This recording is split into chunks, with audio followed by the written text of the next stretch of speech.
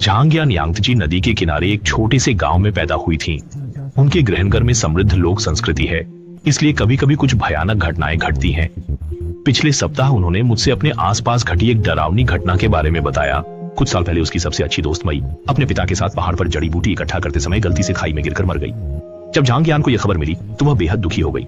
उनकी पिछली दोस्ती को याद करते हुए आंसू हमेशा बहने लगते हैं। वह एक पूरे दिन हंसती रहने वाली लड़की की कल्पना नहीं कर सकती जो अब उनसे हमेशा के लिए अलग हो गई है। वह अब मई की हंसी नहीं सुन पाएगी। अंत्येष्टि के दिन झांगयान ने मई का अंतिम संस्कार पूरा किया और फिर कब्र के सामने पूरे दोपहर भर रोती रही।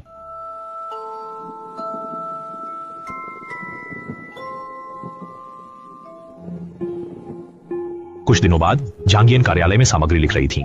अचानक दरवाजे पर तेज खटखटाने की आवाज ने उनका ध्यान भंग कर दिया। दरवाजा खोलने पर वहां सुंदर बहन खड़ी थी। उसका चेहरा उदास था और आंखों में आंसू थे। इसके बाद उसने झांगयान को एक भयानक बात बताई। उसने कहा, सुंदर का कब्र खोद दिया गया था और ताबूत में से शरीर गायब था। यह सुनते ही झांगयान लगभग बेहोश हो गई और तुरंत दोस्तों को बुलाकर कब्रिस्तान की ओर दौड़ पड़ी। सिर्फ देखा कि कब्र का पत्थर गिरा हुआ था, पीछे की तरफ मिट्टी का गड्ढा बना था। ताबूत का ढक्कन भी खोला हुआ था, खाली पड़ा था गड्ढे में। गड्ढे के किनारे एक फावड़ा धंसा हुआ था। जाहिर है किसी ने लाश चुरा ली थी। कितना निर्दयी दरिंदा होगा जो ऐसा काम करेगा। झांगयान ने तुरंत पुलिस को सूचना दी। पुलिस ने तुरंत एक इनाम की घोषणा जारी की, उम्मीद जताते हुए कि कोई सूचना दे सकेगा। क्या वो मेली नहीं है? उसने लाल रंग का पुराने स्टाइल का शादी का जोड़ा पहना हुआ था और उसकी दोनों आंखों से खून बह रहा था, जैसे वह झांगयान की मदद मांग रही हो। झांगयान डर के मारे पसीने से तर हो गई और झट से उठकर बैठ गई। असल में ये सिर्फ एक सपना था, बहुत डरावना। वह बिस्तर पर बैठकर काफी देर तक सोचती रही, लेकिन इस सपने का मतलब नहीं समझ पाई, इसलिए विचारों को छोड़कर फिर से सो गई। ये नहीं सोचा था कि सपना वाकई लगातार जारी रह सकता है। सपना और मेली झांगयान को शहर लेकर गए। वह एक हांफू के दुकान के दरवाजे पर खड़ा था, फिर धीरे से बोलते हुए गायब हो गया। झांगयान फिर से जाग गया, लेकिन उसके सामने कुछ भी नहीं था। लेकिन ये सपना इतना वास्तविक क्यों लगा? क्या मेली कुछ कहना चाहती थी? उस रात झांगयान फिर से नहीं सो सका। दूसरे दिन सुबह सुबह वह सपने में देखी हांफू की दुकान की तलाश में कस्बे पहुंचा। उसने दुकानदार से पूछा, क्या हाल ही में किसी ने एक लाल रंग की नई विदेशी पोशाक खरीदी है? दुकानदार ने बिना सोचे कहा, हाँ, क्योंकि उसे उस ग्राहक की अच्छी तरह याद थी। वह एक 30 साल का आदमी था जो लापरवाही से कपड़े पहने हुए था और किसी के पास कोई सही काम नहीं था। उसने 500 युआन खर्च करके एक पोशाक और कुछ गहने खरीदे, साथ ही कुछ मेकअप के सामान भी। दुकान के मालिक को भी अजीब लगा।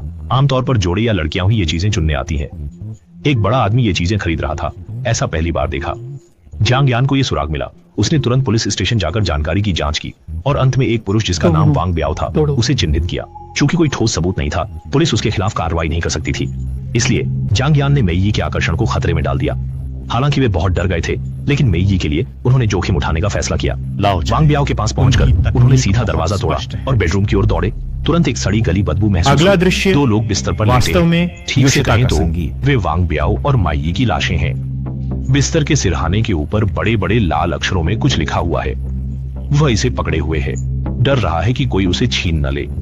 लेकिन माइयी की लाश पहले से ही सड़ चुकी है, सूखी त्वचा पर कीड़े रेंग रहे हैं।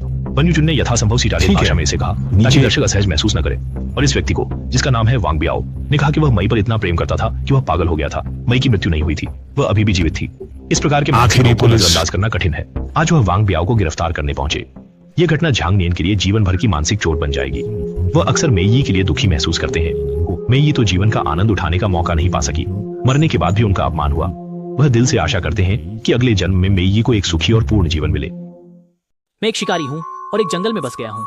ये जंगल बेहद खतरनाक है, खासकर इसकी गहराई में। आमतौर पर हम केवल जंगल के बाहरी हिस्से में ही शिकार करते हैं और बहुत कम लोग जंगल की गहराई में जाने का जोखिम उठाते हैं। इन सालों में जंगल में जानवरों की प्रजातियां बहुत अधिक थीं और उनकी संख्या भी बहुत थी। एक दिन में 3 से 4 जंगली खरगोश या जंगली सुअर तक पकड़े जा सकते थे, लेकिन बाद में जानवरों की संख्या धीरे धीरे कम होने लगी। अधिकांश जानवर अधिक से अधिक चालाक हो गए। वे बाहर के शिकार से बचने के लिए जंगल के अंदर छिप गए हैं। अब अधिक शिकार पकड़ने के लिए केवल जंगल के अंदर गहराई में जाना होगा, लेकिन जंगल के अंदरूनी भाग बेहद खतरनाक है। मैंने भारी रकम खर्च करके कई कैमरे खरीदे और उन्हें जंगल के विभिन्न क्षेत्रों में लगाया। इस तरह से बार बार जंगल के गहरे अंदर तक जाने की जरूरत नहीं पड़ेगी और अधिक जानवरों के निशान ढूंढने में आसानी होगी। उन जगहों पर जाल बिछाकर जहां जानवर अक्सर इकट्ठा होते हैं और ठहरते हैं, मैं घर बैठे डिजिटल और स्मार्ट शिकार कर सकता हूँ।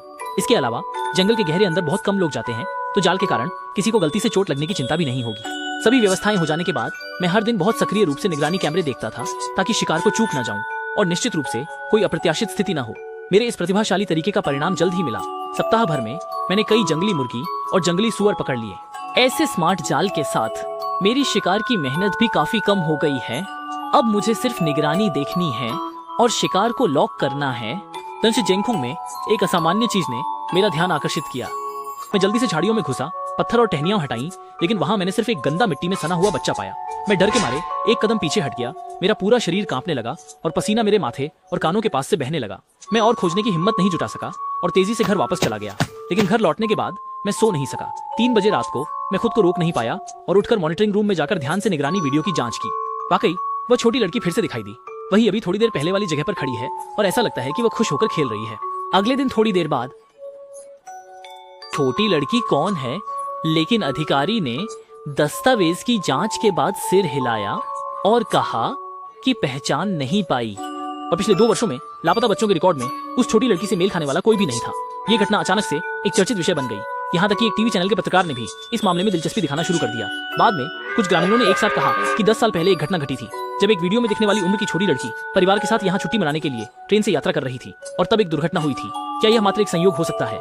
सभी लोग अनुमान लगाने लगे कि कैमरे में दिखाई देने वाली छोटी लड़की कोई और नहीं है। 1 महीने बाद एक व्यक्ति ने मुझसे संपर्क किया और कहा कि वीडियो में जो छोटी लड़की है वह कोई भूत नहीं बल्कि उसकी 9 वर्षीय पोती है। तो मैं उस व्यक्ति से मिला। वह अपनी पोती के साथ इस इलाके के एक होटल में छुट्टियां मना रहे थे। एक रात जब वह जागे तो पाया कि उनकी पोती गायब थी और उन्होंने चिंतित होकर हर जगह उसकी खोज शुरू की।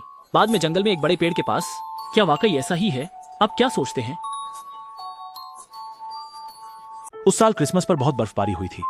माँ बाप बाहर काम पर थे और घर नहीं आ सके थे। मैं और बहनें घर पर खेल रही थीं। अचानक आया ने दरवाजा खोला और चिंतित चेहरे से हमें बताया कि घर में बुरा व्यक्ति घुस आया है। हम सब बहुत डर गए। हम कोने में छिप गए और नीचे से आने वाली चिल्लाने की आवाजें सुनी। सच में घर में बुरा आदमी घुस आया था। हमने ऊपर आने की पदचाप सुनी। हमें बहुत डर लग रहा था और हम सब एक दूसरे के पास सिमट गए थे। हमारे हाथ में हथियार सिर्फ एक पेंसिल थी, लेकिन हमारे सामने जो प्रकट हुआ वो वाकई में हमारी आया थी। लेकिन आया अचानक हमारे सामने बेहोश हो गई। बदमाश जोर से दरवाजा खटखटा रहा था और आखिरकार खिड़की तोड़कर अंदर आया। जैसे ही बदमाश हमला करना चाहता था, दीदी मेरे सामने खड़ी हो गई। बदमाश को जल्दी ही पकड़ लिया गया और उसके साथ हमारी आया भी पकड़ ली गई। असल में वे अंदर बाहर मिलकर काम करना चाहते थे। अगर इतनी ताकतवर बहनें नहीं होती तो मुझे नहीं पता नतीजा क्या होता।